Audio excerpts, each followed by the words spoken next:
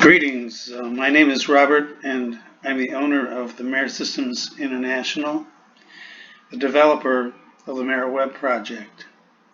You are watching video number 2 in a Therapist Builder video series. The Therapist Builder series provides expert education for therapists of all levels. All TBS videos are available on the Council Master YouTube channel. And today is Tuesday, the 25th of August, 2020. So, without further ado, we're going to get into this second video. And as was the case in the first one, this legal notice appears on every video, and it basically is a hold harmless that says that this is for therapists to use, and you have to make your own decisions about whether or not you do what is instructed in the video. Don't blindly follow what we say. The purpose of this video series is to offer expert training, to educate therapists, to give detailed discussion about specific psychological issues. I have had a few requests about personality disorders, so I'll be doing a video on each of the 10 personality disorders, specific MARETweb feature demonstrations, and some philosophical discussions. If you have any ideas, you're more than welcome to present those to us, and we'll consider anything. The purpose of this video here is to discuss defense mechanisms. The defense mechanisms feature within the MARETweb project is very much underused, and I must say that's probably due to my own presentation of it. It has been relatively hidden, and unless a person has been adventurous and clicked on a whole bunch of stuff, they probably didn't find it. That's unfortunate because defense mechanism analysis is extremely important. It's one of the key elements that you're going to encounter. An overview: in the DSM-4 TR, in an appendix in the back, there was a layout for defense mechanisms. There was 31 items found in the back there, and there were 7 levels on a scale related to defense mechanisms and reality testing issues. The levels are incremental, so number 1, as we'll see in a minute here, that presents no problem. Number 7 is total dysregulation. So they go up 1, 2, 3, 4, 5, 6, 7 in their severity as far as reality testing goes.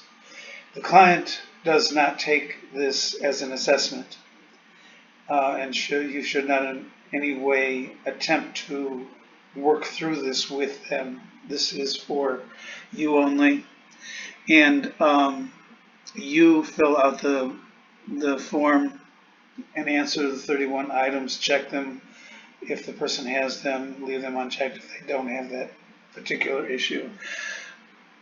And this is effective for understanding the level of dysregulation of reality testing.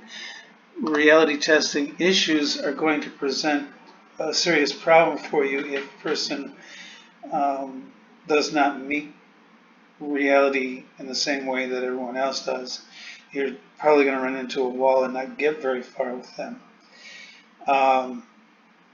It's going to help you determine a course of action, determine obstacles because of the level of dysregulation.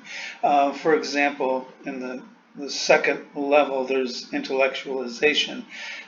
When a person is engaging in that particular defense mechanism, it's unlikely that you're going to get at the emotional issues that are present because they're trying to get rid of those emotions by thinking. So, again, understanding where a person is key to you solving a lot of counseling issues. I would say wait till the second or third session, but not much longer before you do it. Just enough time to get to know the client and how they interact with reality. Down in the right-hand corner, you see a graph. A lot of times those will be presented, and this shows level 1 is 69%, level 2 is at 31%, and there are no other levels here presented. Level 1, high adaptive level, no compromise with reality testing. We're going to use the name James here as a person that we've done defense mechanisms for. He confronts reality appropriately and proactively. Next, level 2, mental inhibitions. There's an inhibition with each of these 7 going on, and as you'll see, number 3 is intellectualization. I already talked about that one. We're not going to go through each one of these. In the future I may do that, especially if people want it, but we are going to go through a few of them. And here, displacement. James transfers feelings and responses from an appropriate object, person, or incident to less threatening object, person, or incident. So James comes home, he's mad at his wife. What does he do? He yells at the dog because he's transferring, he's displacing his anger because he can't face his wife, he's going to face the dog. So that's what displacement is. Undoing. So James did come home, he yelled at his wife rather than the dog, but he feels bad about that, so he goes out to the grocery store and buys a dozen roses to fix the problem. He's undoing what he's already done. Again, this is a level 2 inhibition. Level 3, minor image distortion level. This is where we get a little deeper into the psychotic episodes. Devaluation and idealization are opposites of each other. So let's look at devaluation, and we'll just flip that for idealization. James attributes grossly exaggerated negative qualities to himself or to others. That person is terrible, they're evil, they're the worst person alive on the face of the earth. And the opposite of that would be the person walks on water. Omnipotence. This is a characteristic of narcissistic personality maladaptation. James projects the image that he possesses special powers or abilities. James projects the image that he is superior to others, and that is part of the grandiose scheme of narcissism. Next, level 4, disavowal level. Now we're going to start negating things. Denial. James refuses to acknowledge some painful aspect of external reality or subjective experience that is apparent to others. I witnessed this with a friend. Her boyfriend died at 30 years old suddenly, massive heart attack. And she said, the only way I can deal with this is to pretend that he's on vacation. This is denial. Level 5, major image distortion. I didn't do this one, but I'm going to do it anyway. Autistic fantasy. This is essentially daydreaming on steroids. A person daydreams about something like maybe having a lover.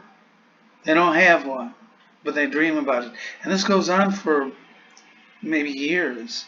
And they construct this entire life with this figment of imagination. That's autistic fantasy. Very dangerous, and it's distorting images to a very major level. What we are going to deal with here is splitting as part of borderline personality maladaptation.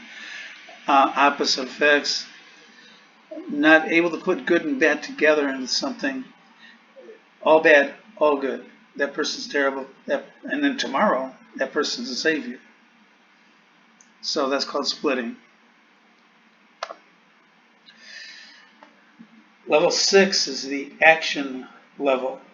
This is where we're starting to plug in our psychosis. Acting out, a lot of times this is associated with attempted suicide, attempted homicide, beating somebody up because you've built up this hatred and just launch out and beat them up. They're acting out. I'm going to kill myself and slit their wrists. And another one that's very important. Again, this is, I didn't indicate it here, but this is something that is very commonly found with borderline personality issues. Indirect and unassertive aggression. Very important. I should have underlined that or bolded it. Indirect and unassertive aggression toward others. Overt and visible compliant masks the covert resistance, resentment, and hostility. You leave your keys on top of your dresser on the right-hand side every time you take your keys out of your pocket. You come back and your keys aren't there. You ask around, did anybody see my keys? Did I drop them or whatever? Nobody knows anything. Well, the person that doesn't like you put your keys in the top drawer. That is passive-aggressive behavior. Number 7, we're down to the really bad stuff here. This is a break with reality. This is probable sustained psychosis is what we need to focus on here. And we already talked about my friend who had her boyfriend died, and she put him on vacation because he couldn't be dead, couldn't face the fact that he was dead, denied it, and said he's on vacation. Psychotic denial takes it one step farther. I know he's on vacation because he texted me yesterday. Now we have broken completely with reality. We have probable sustained psychosis. This person is very hard to work with therapeutically, can be done, but it's difficult. A few more screens here. And I'm doing this because this has been hidden for so long. I want to accent where it's at. This is the current quick client screen. Defense mechanisms are down here in the lower left-hand corner. You can see you can create or update one. You can preview, which gives you an extensive report. Or you can see complete defense mechanism descriptions. It's got all 31 of them with examples, with therapeutic concepts, and everything. You want that. Go there and get it. Again, this is the quick test crisis menu. When you choose to view quick test items, these defense mechanisms are all there, and they are available to MARETweb basic users, not just to premium. So again, same 3 options that you just saw on the other sheet. Again, here's another one, cognitive behavioral results. This is on the MARETweb Project premium side, and this is the beginning of the client cognitive distortions screen. And you can see that this is the highest level.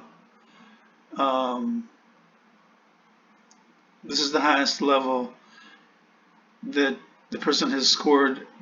As a summary, that's all we have here. You have to go back to the other place to find the entire report. But this gives you, on the client cognitive distortions screen, it gives you an overview of their reality testing. So again, down at the bottom, you can edit this, or you can see all defense mechanisms. If you choose to edit it, up here you've got the refresh button. The pie will not auto refresh. You're going to have to refresh that yourself after you edit. And that's all there is for defense mechanisms. This is an introduction. If you wish to see more for, say, one level broken out or something like that, just let me know and we'll see what we can do. Thanks for watching.